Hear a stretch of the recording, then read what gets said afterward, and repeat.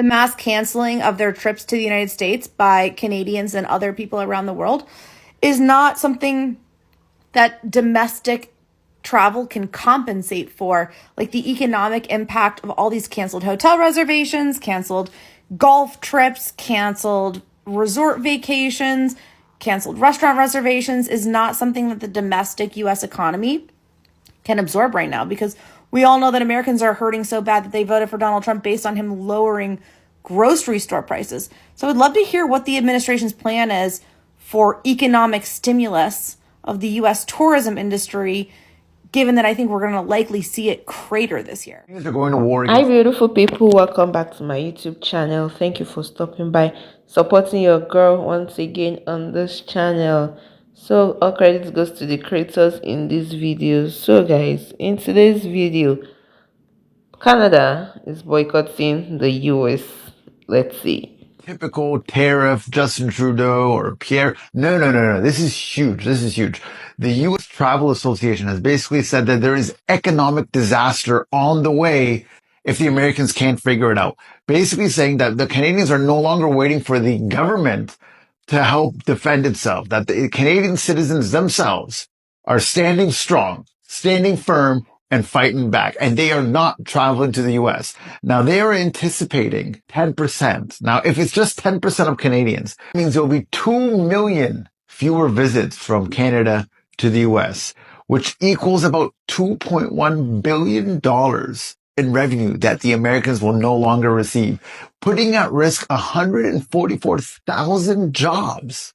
It's insane. It's huge. Last year, Canadian travelers spent $20.5 billion in the U.S. Canadians don't need their politicians. Canadians don't need anyone. Canadians have decided to take the fight in their own hands, and Americans watch out, because Canada is upset and you don't know what we're going to do. U.S. border crossings aren't as busy as they used to be. Manitobans Cheryl and Rudy Giesbrecht are canceling their annual trip into Minnesota, and they're not shy about saying why. Mr. Trump and his tariffs and his attitudes towards Canada. Don't want to support them in any way, shape, or form. The data from U.S. Customs and Border Protection shows more than 142,000 travelers from bordering provinces, including Manitoba, crossed into North Dakota and Minnesota in a vehicle in February of last year. This February, about 26,000 fewer people made the trip, with the number of travelers falling to just over 116,000. I think we just need to take a stand and say that we just don't agree with the way he's treating us as a country. I don't think my husband or I are comfortable at all with the idea of traveling south at this point in time. Joanne Vanderhorst was hoping to take a road trip along the U.S. West Coast in a camper van, but plans are on hold. We are not happy with the tariffs being imposed on us. I think we just have to be Canadian. We have to support Canadian. There are also fewer people living in the United States traveling to this country. According to Stats Canada, there was a 7.9% decline from February 2024 compared to February of this year. Travel Manitoba's president and CEO Colin Ferguson says the tourism industry is working to keep Americans coming. They're also trying to convince Canadians to spend spring break here to boost travel numbers in the province. Their travel plans have changed, so they're looking for other locations. So we see that there could be a bit of an uptake. We're actually talking about exploring lots of areas of Manitoba that we haven't really done. We'll find stuff to do. We'll stay local. One sector that may see some benefits during an uncertain time. Josh Crabb, CBC News. Registration card from last year. This is the Canadian. That's my American. This just went away. That's all you got now. That doesn't pay the bills. Does not. In Old Orchard Beach, Maine, where the Chamber of Commerce says about 40% of the tourists are from Canada, businesses are taking a hit. Canadians are canceling their annual summer trips because of President Donald Trump's antagonistic rhetoric towards Canada. Are you saying you've had 90% of your business canceled this year? Easily. Because I'm 90% French-Canadian visitors. You know, there's other Canadians and stuff, but they make up the majority of the clientele that we've fostered 50 years plus having come here. The owner of the Point of View Inn told me that most of his regular customers are French Canadians from areas like Quebec. We're talking about families who have come here to Old Orchard Beach, Maine to stay at his inn for decades, not this year. You would consider closing down, selling? What are you thinking about? There may be no choice. Over at the Alouette Inn, owner Fred Kennedy hasn't seen any cancellations yet, but his Canadian customers are angry about President Trump's comments, referring to Canada as the 51st state and suggesting redrawing the boundary between the two countries. Their feelings are basically hurt. They don't like to be referred to as the 51st state, and they feel that they just want to express themselves and in sort of a nationalistic way. I'm sort of cautiously optimistic that things will resolve themselves as time So goes on. basically, people are afraid, Canadians are afraid to travel to the United States, and I really do not blame them. But at the end of the day, after all these issues, the people that are still going to suffer are the poor masses. Look at that man that is saying that many of his clients from Canada have already cancelled their bookings. Businesses will suffer. See the business that he has been growing for over 50 years. He has built a good and reasonable client number. He has stable income that comes for him every year, especially during the summer. And now his clients have cancelled because of what? Right? So you can see that woman asking, and it's like, is he going to close down his business? That part really touched me, and I'm like, what? A business that's tarried this long? The bottom line is still that people will suffer for this. Businesses will crumble, right?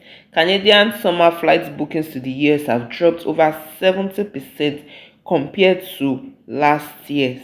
70%. That's a whole lot. And at the end of the day, the government, Trump and his administration, still don't see anything wrong in what they have done. Guys, let's keep watching these videos. Our nation has faced an unprecedented threat from our nearest neighbor. A threat to our borders, a threat to our sovereignty, a threat to our very right to exist as an independent democratic nation. Donald Trump thought we were going to be an easy mark, that we'd be a pushover. Oh, how wrong he was. And now Canada standing up to him has made Canada the front line in the defense against the MAGA ideology. So no wonder Donald Trump and MAGA are feeling pretty angry at Canada. But what concerns me is the targeting of Canadian citizens who are crossing the border to work or to visit. We have seen too many stories of citizens being pulled out of airport lines and being fingerprinted and deported as though they were criminals. Citizens being kidnapped through the legal detention by ICE. And it's not just Canadians. We see the attack on backpackers, students, doctors, professors. I am here today to say to Canadians to avoid travel to the United States if at all possible, and to call our government to stand up for our Canadian citizens who are being denied their rights by arbitrary detention in the United States today.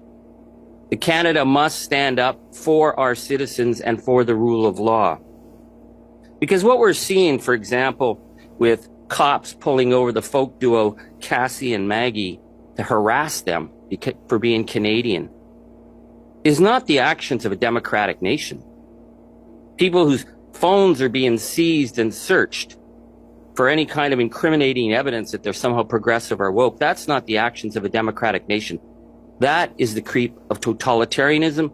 That is the creep of fascism, and we need to call that out, because that is not what happens in a nation governed by the rule. U.S. Travel Association visitors from Canada topped the list last year with more than 20 million visits. It warns that just a 10% dip in these trips could mean a loss of $2.1 billion. WestJet has already seen a 25% drop for U.S. travel since Donald Trump's tariff threat. Come March, Air Canada will reduce its capacity for some flights south of the border. Travel agencies are adjusting. Okay, so I'm Canadian, right? I live about an hour away from the US border in New Brunswick, so I've been going to the United States since I was a kid, my whole life, basically. Never had any issues. My last time I went was in January, beginning of January, to Arizona, the week before the Trump inauguration. Obviously, I haven't gone back since, for obvious reasons. I'm hearing all of these crazy stories of people being detained, people being denied entry, especially if they've spoken out against the Trump administration on social media. So now I'm nervous, right? Because one of my best friends is doing her PhD in Michigan. She can't leave the US now because she's there on a student visa. So I'm like, okay, well, maybe I should come visit in Michigan. So I was going to drive down to Boston, take a flight to Detroit. I'm like worried, you guys. Like, should I go or should I not? I've been boycotting, but I haven't seen my best friend in a long time. I'm worried about like getting detained at the border as a Canadian, which sounds crazy. I don't know. What do you think?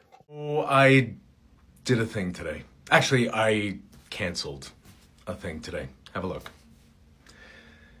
Yeah.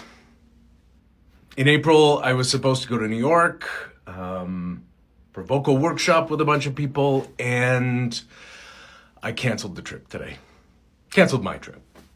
I just, as a Canadian, in good conscience, I just couldn't justify going. Now, there's a bunch of different reasons, but I saw what happened to Jasmine Mooney, and I'm seeing videos about when you go to the border, they're checking everything, and I just, my spidey senses just started tingling. And I don't know, call it intuition, I don't know what it is, but there's something that I just didn't feel right about. Not to mention how Canada is being treated, and it sucks. I love New York. It's like one of my favorite cities in the whole wide world, and the people are great, and the food's great, the history's great, and everything's great. And it sucks. I want to go so bad, and I love all the Americans, the Blue Dots, who have been so supportive of Canada during this time, but I just couldn't do it. So it sucks. I canceled it today, so here we are. But you know what, New York? In the words of Jonathan Groff of Hamilton, you'll be back. Soon you'll see, and I can't wait. Someday. I'll come back someday, New York. But yeah, cancel my trip. Canadians traveling to the U.S. right now is back to COVID 2021 levels. To put it into perspective, in 2024, Canadians made 20.4 million visits to the U.S. In 2021, that was under 10 million. If this is true, this would be a $10 billion hit to the U.S. travel industry versus the $4 billion that was originally forecasted at the beginning of the month. The U.S. Travel Association has said that even a 10% reduction in Canadians traveling to the U.S. would translate into $2.1 billion in lost spending, 140,000 jobs jeopardized. So given the numbers that are now coming out, this would be times 5. So 10 billion lost in spending and about 700,000 jobs jeopardized. Love to get any thoughts in the comments on how real this is for those who are experiencing it firsthand, whether you're in the U.S. or a Canadian. And where is everyone traveling to? Because the data we have is also showing that travel spending is actually rebound. I assume it's because there are a lot of travel deals out there. And if so, where? Guys, I don't have much to say again. But what happens when your closest ally turns up the heat? It's only natural that you retaliate.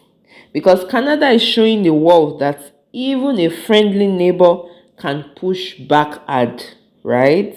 Because in response to these US tariffs, Canadians are not just upset. They are boycotting American goods.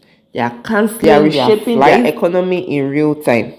Because this is not just trade tension, right? It's economic welfare. And it seems like both sides are already feeling the heat.